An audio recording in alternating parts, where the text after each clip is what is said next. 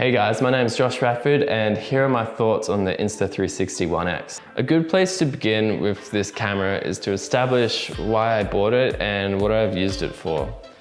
For work, I got to make some 360 tour videos with the Pro model, the Insta360 Pro 2. It was my first time not only working with 360 cameras, but high-end 360 cameras. These things go for like $7,000 and produce an 8K video. The post process is long and tedious, requiring you to copy the large 4K files from each of the 6 SD cards in the 360 camera, then stitch the clips into a single 8K file, which depending on your machine, could take hours of stitching and time loss. You also might have to use proxies to be able to view the clips in Premiere, which adds even more time in post. Enter the oneX. The oneX can produce 5.7K videos, which is still impressive, has 2 lenses, is as small as your phone, and has a preset that seamlessly integrates with Premiere, which saves a ton of time. I started using this camera for some of the 360 tour videos and I was impressed with the result. Soon after, I got to play with this camera while traveling. I saw a lot of people on the streets and other tourists actually have a similar camera or this specific camera, especially in Shibuya. They were either like showcasing the location with like a selfie stick or were making a 360 like tour video.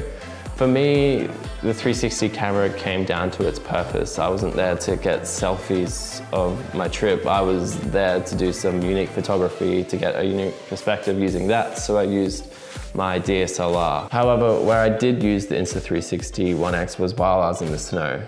The oneX has some really cool software that allows you to get rid of the monopod, allowing you to get some really cool angles that seem like a third-person view. I didn't bring my laptop, so all the videos I made traveling were made on my phone.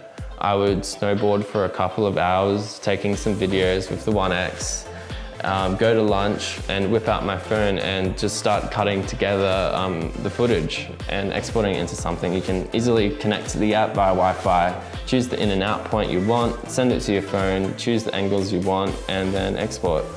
I found the viewfinder editing tool very powerful. Essentially, while your clip plays back in real time, you can move your phone around and the app tracks the movement and applies it to the 360 video. While moving the camera around, you can also change the field of view of the clip from regular to Little Planet and back. Once done, you can export and bang, I could put something on Instagram. And then, after 3 weeks being back, I haven't touched this camera since. Reflecting on my experience with the oneX, I'd say that the pros are that you can carry it around anywhere. You can have it in your pocket with the case, nothing's stopping you. You can produce social media content on the go. You can do everything you can with a GoPro plus more. With my Hero 4 Black, I was limited to wherever I was pointing the camera. With the Insta360, I can choose what frame I want. You can also produce some very unique perspectives. You don't have to go through a long process of stitching unlike other 360 cameras. You can just go straight into editing. The stabilization also works very well. With the Venture case, you can also attach it to GoPro gear. And the cons are, I found that it was very frustrating exporting the videos on the phone because it came out with a little Insta360 thumbnail at the bottom of the video. Overall, there's not a lot of applications of this camera day to day.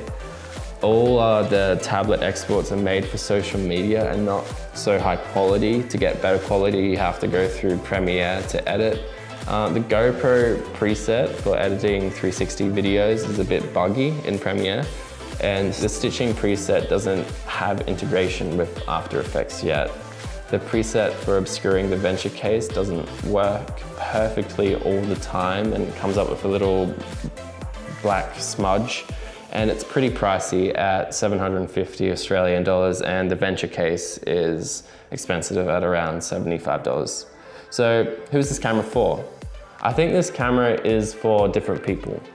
It could be for the travel vlogger who would traditionally be using a GoPro, but with this you get the choice of choosing your own angle and making the monopod invisible, which gives the impression that the audience is right there with you. It could also be used for action sports, like how I used it while snowboarding.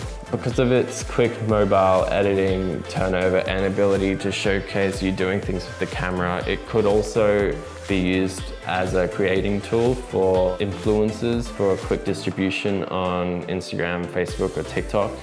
Or for video professionals, you could use this camera for 360 tours, which are getting more and more lucrative, especially for application in health, real estate, and tourism.